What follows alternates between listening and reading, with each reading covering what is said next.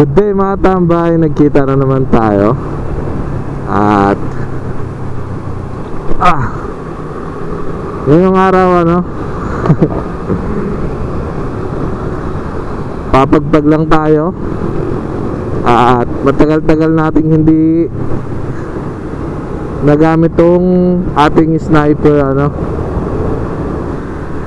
Andito tayo ngayon sa Marikina at akyat tayo ng Marilake. Gabi na naman, pero Sabado ngayon, solo ride. Dahil wala. Gusto ko lang mapag-isa muna ngayon. Hindi naman sa gusto ko mapag-isa, gusto ko lang i-warm up tong motor na to. Dahil tagal ko siyang hindi nagamit. Kaya andito tayo ngayon, tamang chill ride. Pero yung Tuesday kasi nabitin akong gamitin siya. Umakyat na rin ako ng Marilake noon. Pero umuulan kasi sa taas. Pahinto-hinto naman hindi nga ako nakarating ng CK dahil tinamad na ako. Buti na lang merong isang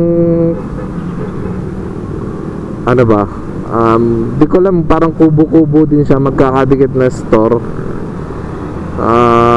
Di ko alam kung saan yun banda, basta hindi ka aabot ng Devil's Corner Di ko lang alam kung saan yung banda. Doon lang ako nakisilong, and doon na rin ako nakikain. Doon ako kumain mura lang, sulit yung paninda ron. 90 pesos lang, 95 pesos lang. Mayroon ka pang libreng kape. Pero yung kape nila ay yung ditimpla lang, mga 3-in-1 lang na coffee. Pero okay na rin. Silog-silog, di ba? Halagang 95 pesos ata yun. Pero yung iba medyo mahal na. Kasi yung inano ko lang, kinain ko doon is embutido, tapos itlog, saka sinangag, tapos libreng kape sa halagang 95 pesos, diba? Sulit na rin para sa akin. Pero hindi ko na-enjoy yung pag-akyat ko kasi panay ako silong. Siguro kada 10 minutes sa takbo silong. Tapos ang na-enjoy ko lang dun yung sa may garden. Grabe siya, papunta ng Small C. Papunta ng Small C. Grabe yung pag-solid. Medyo may natatanong ka naman sa kalsada, pero hindi ganun katanaw, hindi ganun kaliwanag Talagang may part na wala kang makita ilaw na lang ng kasalubong mo. Grabe traffic dito ngayon Ganito pala dito pag Sabado. Hindi kasi ilang beses na ako makita Sabado rito. Hindi ko lang naman na iba-vlog. Pero diba yung nag-rides kami, magpipinsa na Sabado din yun, alam ko. Pero hindi ganito, maluwag yung kalsada. Hanggang boso-boso lang tayo ngayon, tamang pagpag lang. At ang tagal ko hindi nagamit tong sniper dahil nasira yung push start niya. Order na lang ako sa Shopee. 2 weeks ata. Kasi July 21 ko ata siya uling nagamit. Pagkakaalam ko. Ay, July 23 pala. Huli ko siyang gamit nun. Tapos natambak na siya. Kasi nga wala siyang push start. Ang ginagawa ko tinutulak ko siya tapos kinakambyo na lang para magkaroon ng para mag-start. Siyempre hindi naman maganda sa motor na ganun lagi ginagawa. Kaya tinambay ko muna siya. Ang tagal kasi dumating ng push start natin. Kaya naatenga siya ng ilang linggo. Tapos nag-uulan din. Kaya hindi tayo makagala. Hindi rin talaga tayo makagala kasi yung aso nga natin, 'di ba? Ginagamot pa natin. Pero ngayon okay na siya, masigla na siya. Kaya pwede na natin siya ulit iwan. Pwede na tayo ulit mag biyahe. Pwede tayo mag rides. Kaya ayun. Kaya ginawa ko na rin to kasi reward na lang din sa sarili ko. At pagod din ako ngayong linggong to. Di ko alam kung bakit ako napagod ngayong linggong to. Kaya tama na muna tong mag-chill lang muna, magre-relax lang muna tayo. Pero malapit lang naman, boso-boso lang. Para lang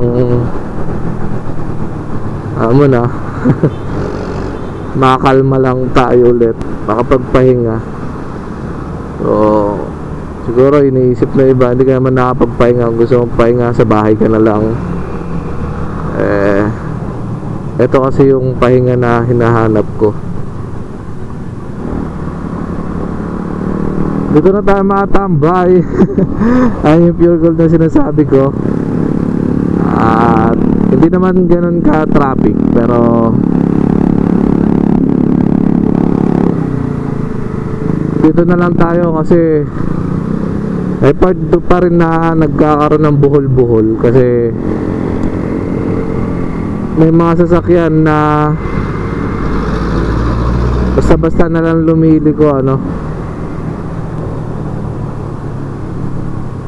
kaya bumubuhol or nagkakaroon ng traffic. Ayun nga, bandang boso-boso lang muna tayo dahil maganda lang yung trip ko. Wala, gusto ko lang naman mag-relax talaga, bitin lang naman kasi ako nung rides ko nung Tuesday, kaya susundot lang ako ngayon ulit ngayong Sabado. Doon na tayo mag-food trip. Doon na lang tayo tatambay kasi bababa rin tayo mga 10 ganon or 9:30. Bababa rin tayo ng ganon oras. Nag-enjoy lang ako mag-rides dito kapag gabi ngayon. Papadalas na yung rides ko ng gabi. Pero ng Tuesday, ang biyahe ko umaga. Bandang 6 or 7 ata ako ulit sa bahay. So pagdating ko rito, umaambon. Pero tinuloy ko pa rin. Nung paglagpas ko ata ng boso-boso, di pa ata ako nakakarating ng boso-boso. Umahapyaw-hapyaw yung malalakas na ulan. Pero nawawala din. Di ba nga ako nakakapagpatay ng makina, nawawala na yung ulan eh. Natagalan lang dun sa may Palo Alto banda. Tapos dun sa may Devil's Corner, pero hindi na ako nakasilong doon. Dinire-diretso ko hanggang lagpas ng konti ng Kubo ata yun, tinatawag nyo ng Kubo, yung maraming na aksidente doon, yung bandang unahan nun. Yan, umaambon na naman. Nakakita ko ng silungan doon, sumilong ako doon. Tapos nung humina-hina, bumiyahe ulit ako, kaso lumakas ulit. Doon ko nadaanan yung kainan na yun, na kubo-kubo din siya, pero dikit-dikit sila. Hindi ko alam kung isa lang yung may-ari nun or stall siya, pero dikit-dikit sila na tindahan. Magkakaiba naman ang tinitinda ata, hindi ako sure, kasi yung pinakabungad lang yung kinainan ko, yung silog-silog lang. Pero marami rin sila ino-offer, may lomi ata sila, hindi ko sure. Yun yung kinain nung sa kabilang lamesa. Lomi ba yun or mami? Hindi ko sigurado. O tayo, hanggang boso-boso lang tayo ngayon. Dun lang sa Cafe Uno. Tamang kape lang tayo dun muna. Relax lang. Tapos baba na rin. Ito ang ano ko, trip lang. Naisipan ko lang kasi medyo pagod yung utak ko ngayong araw. O ngayong linggo pala, pati yung katawan ko pagod. Kaya ito yung naiisipan ko. Ganito talaga ako kapag medyo kailangan ko ng relax, no? Solo ride. Kung may magayaya, sige, sama tayo, di ba? Pero kung wala, tayo lang. Okay naman kahit na ako lang mag-isa. At least wala akong aalahanin, ano. Sarap, ang lamig.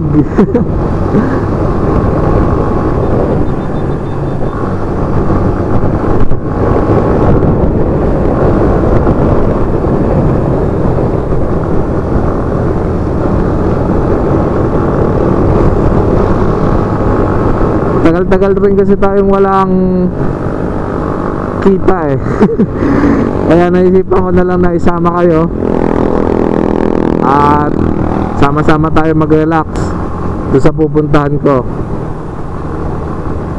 Bandang boso-boso bandang boso-boso lang siya. Malapit na nga tayo kung tutuusin. Hindi ka naaabot dun sa may Shell Boso-Boso. Halos tapatan lang nun. I'm not sure kung tama yung store o yung tindahan, Cafe Uno yung pangalan nila o pangalan nung pupuntahan natin.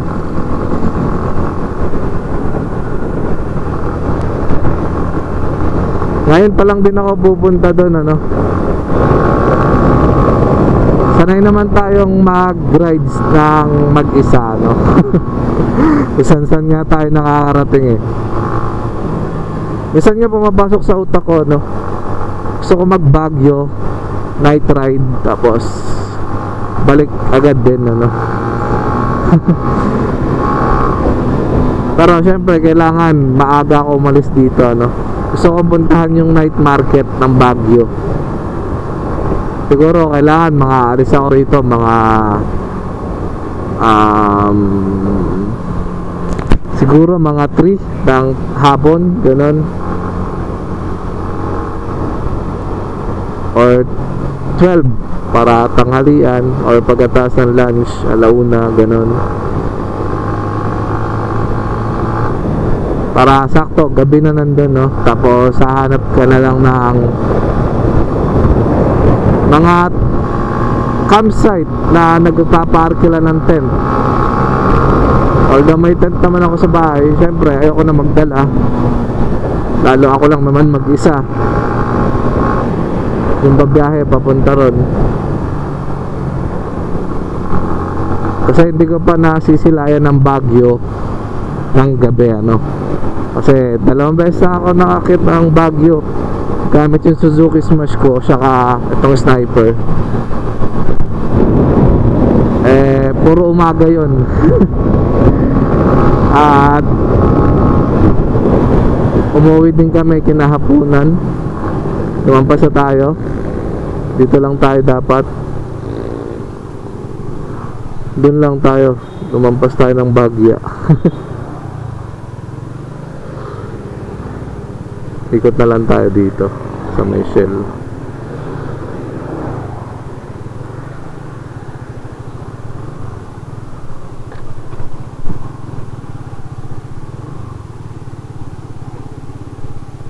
Yeah.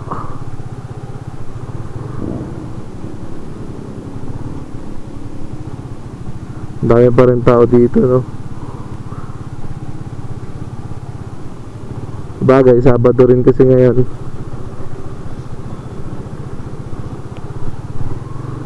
Dito tayo. Yan. Kaso mukhang maraming tao. Konti lang.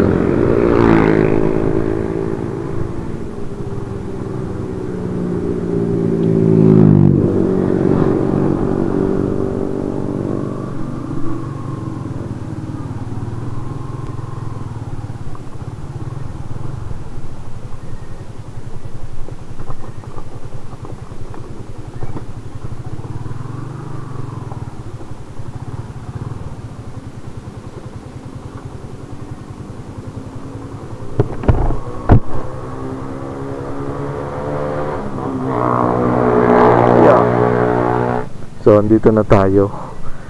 Doon tayo tambay sa may taas. Pero sa ngayon, order muna tayo. Okay, pwedeng order rin dito.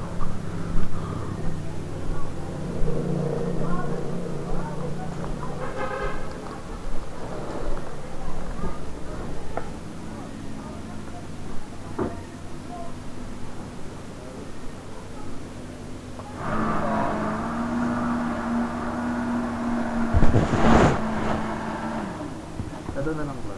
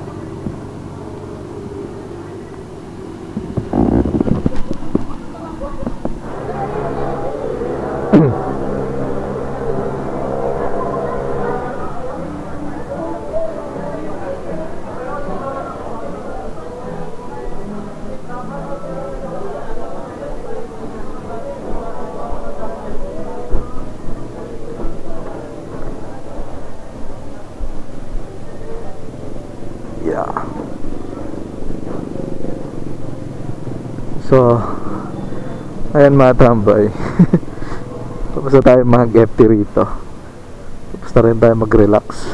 Siguro mga isang oras may higit din tayo nandito. Baba na tayo.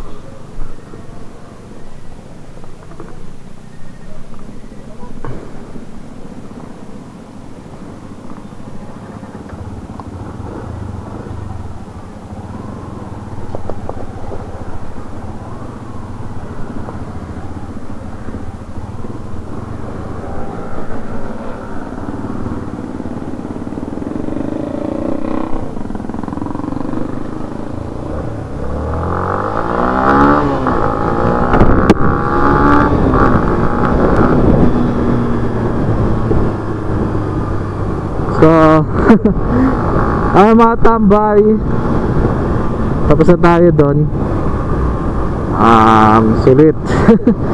Sulit yung binayad natin dahil medyo pricey din yung pagkain doon. Pero okay naman, busog na busog ako. Halos hindi ko maubos yung clubhouse na kinain ko. Oo, hindi na ako masyadong hindi na ako nag-video ron sa taas dahil daming tao eh. Nakakahiya. Kaya saka mag-isa lang ako. Gusto ko nang bumaba kasi ang lamig. Naka-sublimation lang kasi tayo, hindi tayo naka-jacket. Kaya hindi ko na kinakaya yung lamig dun sa may taas. Bumaba ako ay kaya Sabi ko baba na ako. At anong oras na rin? 9:20 na. So, kailangan na natin bumaba. Ang lamig. Baka umulan kasi wala akong makita masyadong bituin. Baka abutan tayo ng ulan. Kaya baba na tayo. Siguro magpapagas na lang ako dito banda. Kahit mga 100. Tipid tayo muna sa gas ngayon. O sa bahay na lang. 2 bar pa naman to. Aabot na to hanggang bahay. Kung gusto nyo rin mag-relax, dito sa Marilaki pwede. So kung iniisip nyo na delikado rito, hindi naman. Nakadepende lang yan sa mga taong makakasabayan nyo. So ayun. Ito na yung rides natin dito. Ganun lang kadali, So sana nag-enjoy kayo. At may nadala ko ulit kayo sa bagong lugar dito sa Marilaki na hindi ka naaabot dun sa mga kinakatakutan na lugar, Dito kasi banda rito safe pa to. Pag dumating ka ng pagbaba niya ng boso-boso, yung tipong lumiit na yung kalsada, doon na delikado kasi marami ng twisties doon, marami nang humahataw doon, Pero kung banda rito safe pa naman, wala naman masyadong aksidente nangyayari dito, or wala pa talaga ako nalalaman na nagkaroon ng aksidente. Ay dyan sa may Shell boso-boso, kasi may bigla-biglang mga rider na lumiliko dyan. So ayan mga tambay, sana nadala ko kayo sa pwede nyong tambayan or pwede nyong pagchilan, siguro maganda pumunta ron mga weekdays. Weekend kasi talaga namang kahit saan maraming tao, lalo sa mga ganun lugar, campsite, may mga tao talaga dyan, matao talaga yan pagka weekdays. Kasi tulad rin naman natin, nagre-recharge din yung mga katawan nila, gusto rin nila ng tahimik na lugar after ng makakapagod na linggo, bigyan mo rin ng oras yung sarili mo para mag-charge, dahil cellphone nga natin, di ba? Pag lobat na, kina-charge natin. Ganun din naman tayo kapag pagod na tayo sa mga bagay-bagay, or nararamdaman natin na nadidrain na tayo, nadidrain na yung katawan natin sa mga problema, sa mga ginagawa natin sa pang-araw-araw, kailangan din natin mag-recharge. Kanya-kanyang paraan tayo sa pagre-recharge ng katawan natin. So ayun, hanggang dito na lang mga tambay, at salamat sa pagsama. Subukan nyo rin tumambay doon, pero maganda kung may kasama kayo, kasi ang hirap ubusin ng pagkain na siniserve nila, di lalo yung Clubhouse. Hindi ko alam sa ibang pagkain, pero nakikita ko naman yung serve ng pagkain nila marami, hindi tinitipid, ayan, maraming salamat mga tambay, hanggang sa susunod nating pagkikita, at salamat sa pagsama. Ride safe always. Bye bye.